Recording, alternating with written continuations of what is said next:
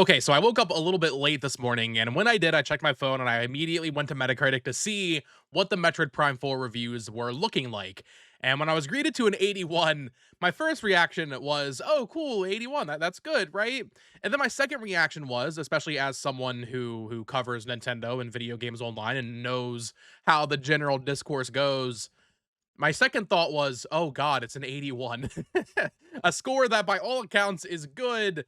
I just know people are going to take this whole thing a little seriously and really get upset. So, in today's video, we are taking a look at the Metroid Prime 4 reviews and seeing why it has an 81, which for those out of the loop, once again, very good score for a video game that is, I mean, we can just check it in real time. That is, I believe, by far the lowest of the Metroid Prime games, at least of the core entries. So Prime Remastered 94, Prime 1 97, Trilogy 91, Prime 3 90, Prime 2 even a 92. Even Hunters has an 85. Federation Force is the only other one. Oh, and Pinball at a 64 and a 79 respectively. So Prime 4 Beyond and an 81 puts it quite a bit lower than the other core entries in the series. And that is not necessarily what I expected. Even with all of the discourse last month with Miles McKinsey and stuff, I didn't think it would review that low, but also low. What does that even, I mean, it's 80 still a good score. But that's what we're getting into in today's video. Of course, if you are new here and you enjoy Metroid Prime 4 and Nintendo Switch 2 coverage, I would appreciate you liking the video and subscribing. Let's get into it. Alrighty, folks, welcome back to the channel. I hope your day is going well. I slept in a little bit today, so apologies this wasn't up earlier this morning. But yeah, 81 Metacritic score for Metroid Prime 4 Beyond, our final Nintendo release of the year, not counting the Pokemon DLC, which also they announced Mega Lucario Z today. I don't even know what's going on over there anymore. But we have 67 critic reviews for Metroid Prime 4 Beyond. And I took a peek at social media earlier, Twitter earlier, and people are not being normal about an 81. Is it a bad sign that it's this much lower than the other three games? Potentially, yes. We'll need to see what these reviews are saying to really get a feel for it. But to me, I'm not someone who holds Metroid Prime in such a high regard to begin with. I'm going to be honest. I've been honest with you guys about that for the past several years since I played Prime Remastered, and I was like, this is fine. Like, I personally don't feel that Metroid Prime 1 even is quite deserving of that 97 Metacritic, right? I think that game is perfectly, like, maybe an 8.5. So Metroid Prime, not a series I've held in such high regard as other people. And I do feel that there is a chance here, based on a few things I saw, some people saying this feels more like a traditional 3D Zelda game.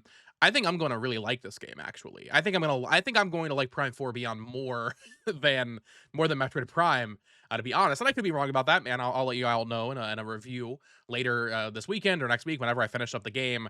But an 81, some people are going to like it less than the other Metroid Prime games. Maybe a lot of people, maybe most Metroid Prime fans. But before we read these, my prediction as to why that might be is because I think they are going to modernize a lot of this stuff for a newer generation, a newer Metroid Prime fan, a newer Metroid fan, maybe that got into it with Dread, which is the best-selling Metroid game, right? So let's stop waffling. Let's go ahead and take a look here at some of these reviews. So we do have some perfect tens off the bat, right? And the lowest reviews are not as low as like the past couple. Like Kirby Air Riders had like a 4 out of 10. So did Hyrule Warriors. ZA I believe did as well. Nothing that low for this one.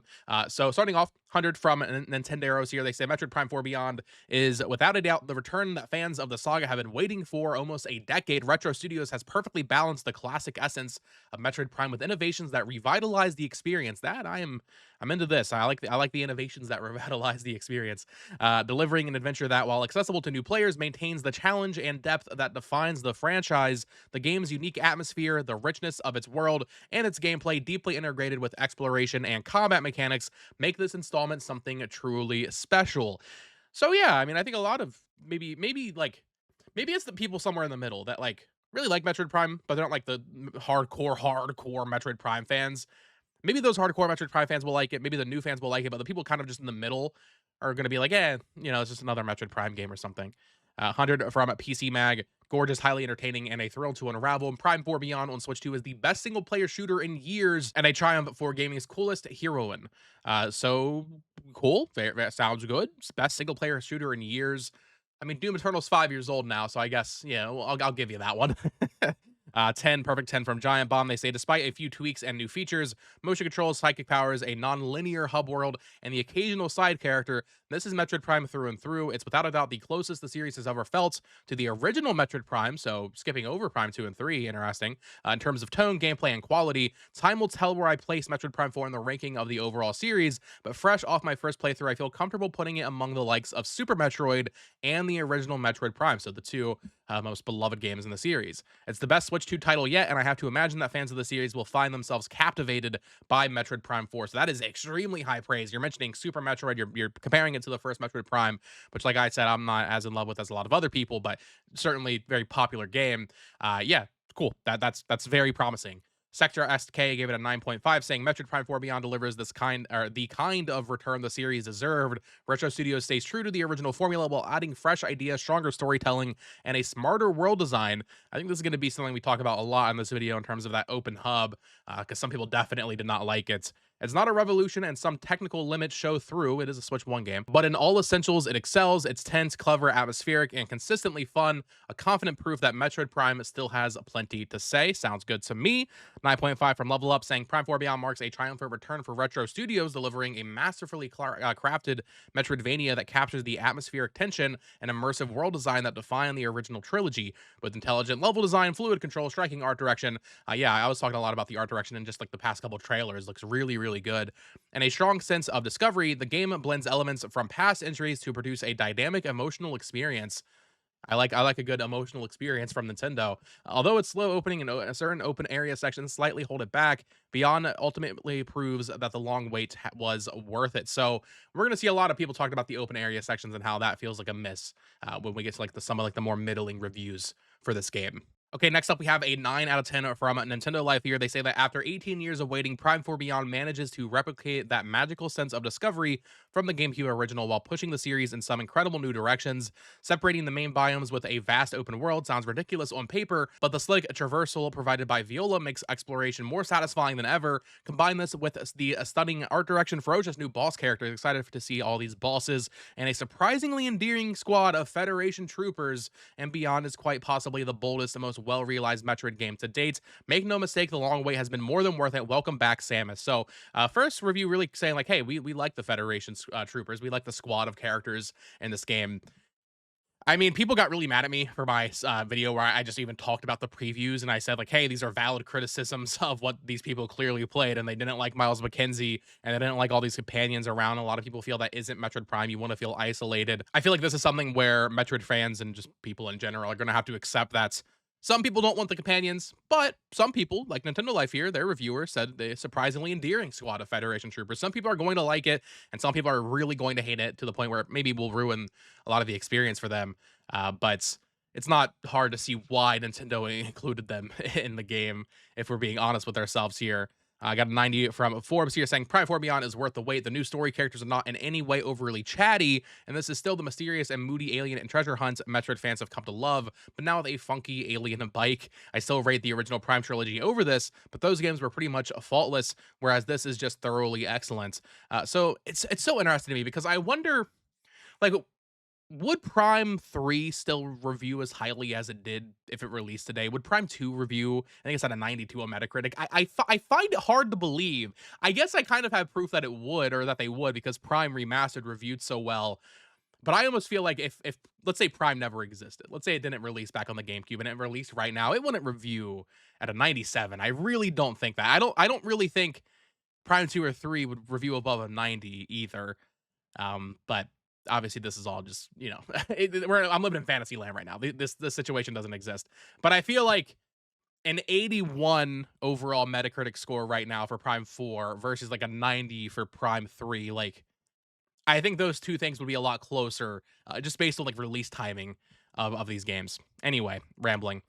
We have a 90 from, or an 89 from Power Unlimited here. They say Metroid Prime 4 Beyond proves that Nintendo did a good job returning the series to Retro Studios, and they in turn claim to know exactly what they're doing, capture a bit of magic of the past, borrow lessons from previous installments here and there, and unfortunately, never add anything new worth mentioning. But just as Metroid is a relatively small series for Nintendo alone, a relatively regular Metroid Prime game is still a fantastic title. So they're saying they don't do too much new here, that's worth mentioning. I guess the big new things would be like Viola and maybe the new characters, but they're not worth mentioning to this reviewer, which is not a great thing.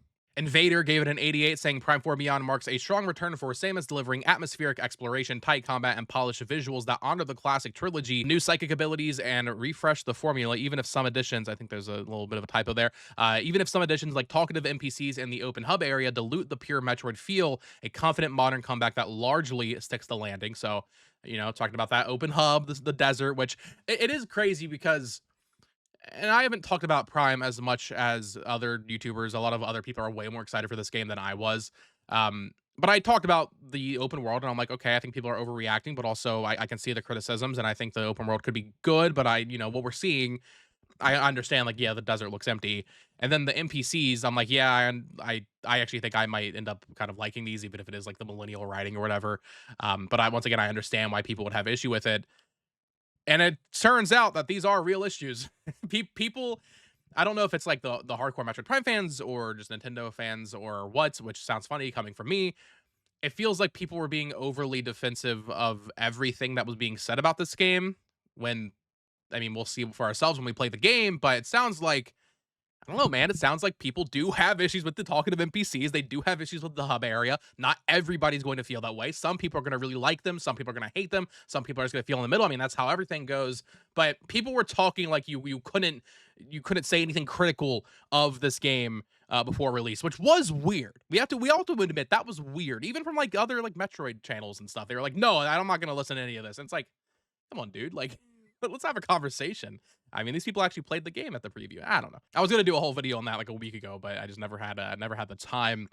Vandal 86 Metroid Prime 4 Beyond, as its name suggests, aims to go beyond everything we knew in this beloved series and offer an evolution after 18 years without a new numbered installment. It's a great adventure, and despite some questionable design decisions, we recommend playing it whether you're a veteran or a newcomer.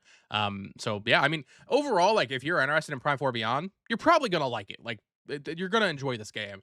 I just feel like the discourse around this game is never going to be normal, is it? It never will be. Games CH says Prime 4 Beyond is a worthy successor to the classic first-person adventures of Samus Aran. The blends of shooter, puzzles, platforming, and exploration works well, although the core gameplay is somewhat linear. What most of the regular combat lacks in style, the superbly designed bosses more than make up for. Very cool. WCCF Tech says, with an 85, Prime 4 Beyond ascends to higher peaks than any previous Prime entry, delivering an impressive sense of scale, breathtaking visuals, and classic Metroid level design at its most immersive and riveting, but a few missteps, including an unengaging story and flat final act. I don't like that. Metroid game, you gotta have the hype final moments.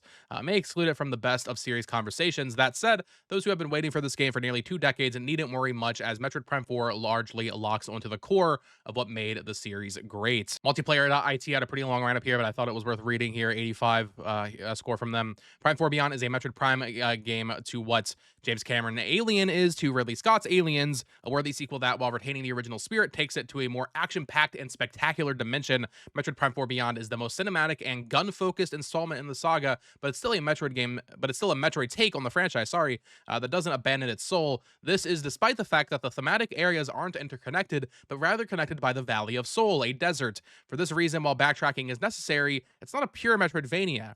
This isn't a fault, but a choice. The problem is that the Valley of Soul, conceptually speaking, is a 20-year-old overworld, and the motorbike you ride across it features awkward controls reminiscent of early 2000s arcade games, which clashes with the overall experience, more in terms of internal coherence than quality. Despite the desert, Metroid Prime 4 Beyond is a great game with refined and solemn moments, both in narrative and interaction, and boasts a visionary architecture and a strong identity. It's a worthy successor to a historic saga, given its long and arduous development. That this wasn't a given. Yeah, I mean, this could have ended up being way worse, right? They took the time and they locked in, and they did make a great game. And 80 is a great game by all accounts. So, clearly this game's development was not smooth. The fact that we were able to still get a game that was this good after such a long development cycle, that clearly had issues.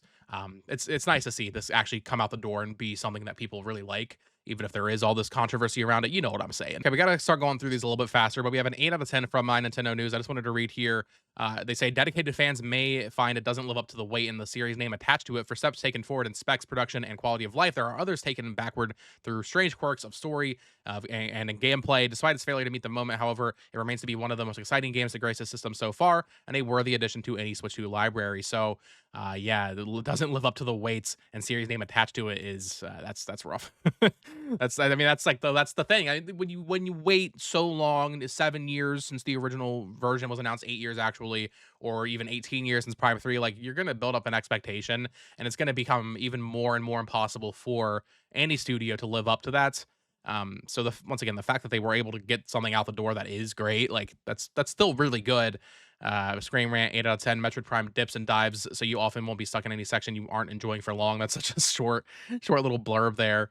I kind of want to scroll through a little bit here. GameSpot 8 out of 10. Prime 4 Beyond sometimes feels like a product of its notoriously long and troubled development. At moments, it serves as a time capsule for gaming trends that have come and gone over the last decade, like a sparse open world and a squad shooter with AI teammates. Those elements are decently made, but not as expertly crafted as the more traditional Metroid Prime exploration and storytelling. Prime 4 Beyond is uneven and messy in some respects, but at its best, it meets or exceeds the best moments the series has to offer. So basically, if they just remove the desert, and some of the talking Federation troopers, maybe the game would have been a lot better. That seems to be like those are the two things, the things that people were talking about in the trailers and the previews. Like they were, I'm not gonna say they were right, but like clearly there are some like fundamental issues with that people are not going to be happy about.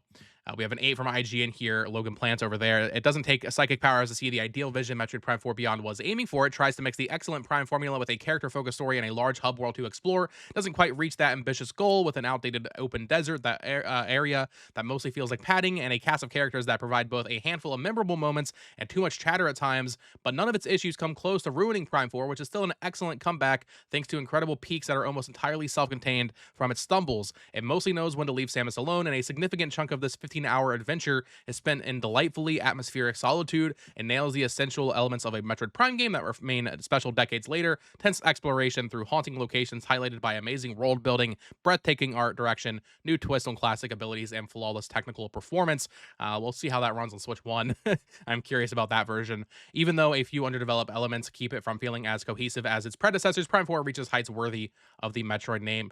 15 hours long. That sounds about right. That's a little bit, I would say, longer than Prime 1, but shorter than Prime 2. So 15 hours. I'm happy to hear that. Actually, we'll be able to get through it in a timely manner. Okay, now we're getting more into like the more mixed reviews, and I mean, immediately we've already seen some hints of it. GamePro gave it a 7. GamePro Germany. Severely hampered by modern design decisions. Games Radar 7 out of 10. It's bogged down by odd new features that detract from what's almost one of Samus's best. More talk of how the open desert with the motorcycle stretches the pacing in an unwelcome way. Backtracking feels more exhausting. The amount of new ideas is noticeably smaller than the series deserves.